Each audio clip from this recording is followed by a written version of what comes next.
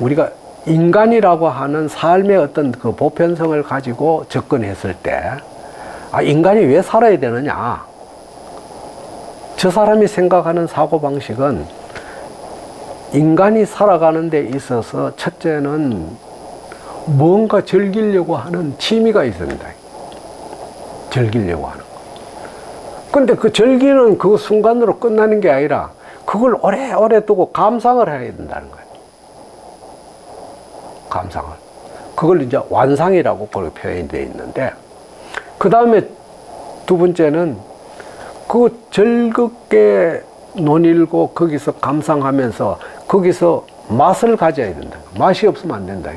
그 맛을 가지고 그것으로 끝나는 게 아니라 그걸 느낄 줄 알아야 된다. 그 미감이라고 그래놨거든.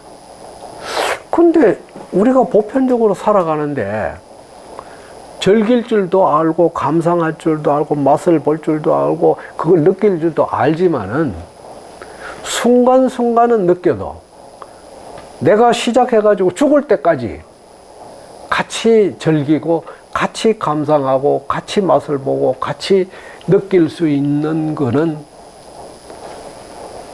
부부간도 아니고 친구간도 아니고 사제간도 아니고 뭐냐 이거야.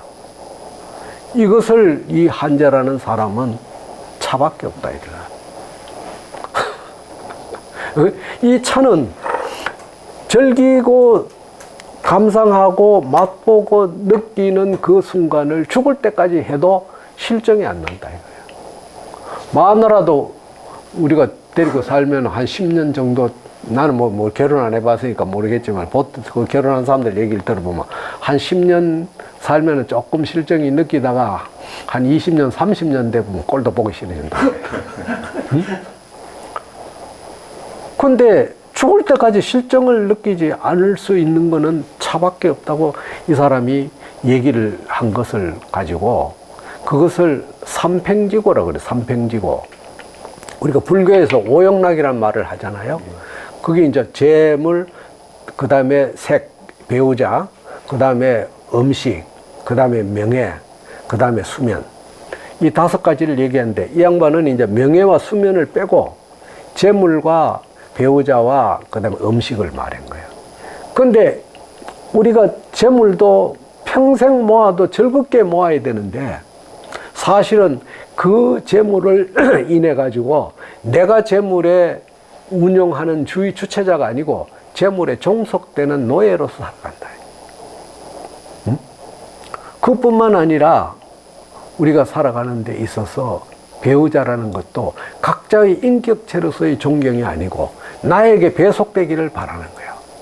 부인은 남편이 자기한테 배속되기를 바라고 남편은 부인이 자기한테 배속, 서로 그런 생각을 갖게 된다는 거. 그뿐만 아니라 음식이 또한 그러하다. 우리가 음식을 어디 맛있는 거 먹었으면은 그게 최고 맛있는 거 아니야. 그런데 다른 데 가서 또 먹다 보면 그보다 더 맛있는 게 나오는 거야. 그러니까 반복되는 그 변화가 지속되다 보니까 인간이 욕심이 자꾸 생기는 거야. 새로운 걸 추구하게 되는 거야. 근데 그 욕심이 결국은 뭐냐? 그거를 이 한자라는 사람은 좀벌레라고 그래. 좀벌레. 지고 할 때 그 고자가 좀벌레 고자예요. 벌레충 그 3개에다가 밑에 저기 명자 쓰는 거예요. 응? 피열자 쓰듯이. 그게 뭐 좀벌레라는. 그 좀벌레라는 것은 뭐냐? 금방 표가 안 나요. 서서히 우리가 책 표지 그 책 안에 이렇게 보면은 공기 안 통하고 이러면 책 안에 그 좀벌레가 뭐가 막 이렇게 깔아먹은 게 있잖아요. 그게 금방 안 생긴다고. 오랜 기간 동안 시간이 가면서 반복돼가지고 나중에 그 흠이 생긴단 말이에요. 근데 인간의 뇌를 이 3가지라는 것이 바로 재물과 배우자와 이 음식이 죽을 때까지 뇌를 깔아먹는 거예요. 깔아먹으면서 어느 것 하나 인간이 이 3가지의 주제자로서의 역할이 아니고 종속되다가 난 죽어버리는 거예요. 종속되다.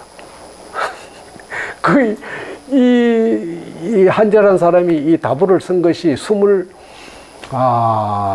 그러니까 내 24살 때 자기 장인을 따라서 중국을 가가지고 그 유구다경의 원전을 구해본 거예요. 그러니까 그 전에도 뭐 잘 알겠지만은 이 사람이 그 김종직이라는 그 유명한 그 유학자의 그 학자의 선비의 어떤 그 제자로서 같은 동문이 김일손이라는 사람이 있었거든. 이 사람이 소위 같은 동문이었지만은 이 사람은 이제 관직에 나아가 사초가 되는 거야. 소위 그 임금이 얘기할 때 옆에 이제 기록하는 사람인데, 이제 기록에 이제 소위 말하면은 자기 스승이 중국 초나라 때 그 유명한 항우라는 그 사람이 임금이 되기 전에 자기 조카를 죽여가지고 그 자리에 올라간 그 내용을 소위 단종이 세조에게 억울하게 그 죽은 그걸 빗대가지고 이재문이라 해가, 이재라는 게 그게 이제 초나라 때 그 항우의 그 조카 되는 사람이에요. 그 사람의 그 제문을 빗대가지고 그 제문을 썼는데, 이거를 갖다가 사초에다 실어버렸단 말이야.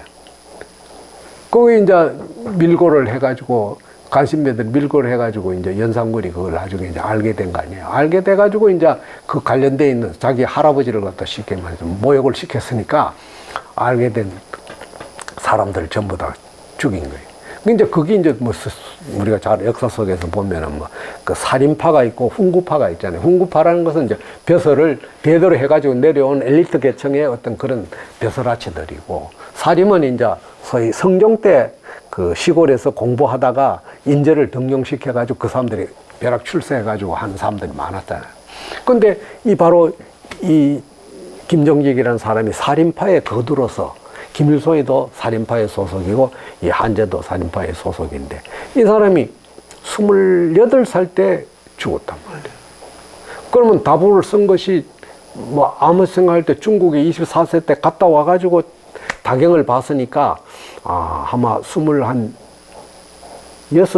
7살 때 썼지 않겠나 이런 생각이 듭니다. 근데 26, 7살 때 왜 우리가 이걸 주목해야 하냐면은, 유교의 국가 이념 속에서 유생들이 가질 수 있는 생각은 인간으로서 윤리와 도덕 체계를 잘 지켜나가는 것이 기본이에요. 그렇잖아요, 유교사회라는 거는. 공자의 인의사상이라는 그런 거 아닙니까? 근데 이 사람은 거기서 한 걸음 더 나아가가지고 인간이 살아가는 데는 그런 규범에 갇힌 틀 속에서의 생각이 아니고 자유로운 어떤 사고를 가져야 한다는 걸 강조한 거예요. 그 자유로운 생각을 가져야 한다는 것은 저마다의 즐겁게 가질 수 있는 취미, 저마다의 즐겁게 감상할 수 있는 대상, 이런 것이 있어야 된다. 또 뿐만 아니라 저마다 맛을 느낄 줄 알아야 된다. 그랬을 때 이 사람은 유교 이념하고 전혀 관련이 없는 차를 매개로 했다는 것이, 이게 우리가 놀라운 겁니다. 도저히 유교 유생들 속에서는 찾아볼 수 없는 내용. 다시 말해서 유생들 중에서도 뭐 차에 대해서 좀 그 맛을 느꼈다 해가지고 시를 짓고 뭐 이런 사람들이 있기는 있었어요. 있었지만 그것을 딱 자기 인생의 어떤 그 철학처럼 정립을 해가지고 설파한 사람은 이 사람밖에.